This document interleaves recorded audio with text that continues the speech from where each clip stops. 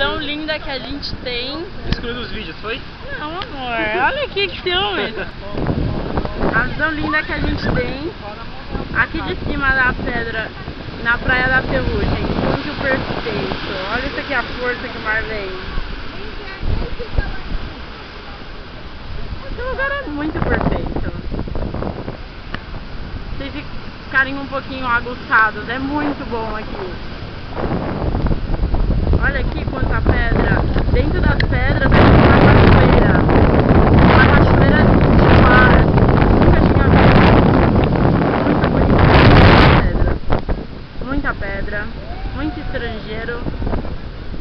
Aqui é a praia normal e na parte de trás é a praia da Ferrugem com aquela cor marronzinha. Muito bonito. Minha mãe levou 2 sustos aqui já. O mar deu um banho na gente. Mas a gente vai subir mais um pouco pra ver lá de cima. Nossa, dá pra sentir o mar batendo aqui. Nossa, quanto mais você sobe.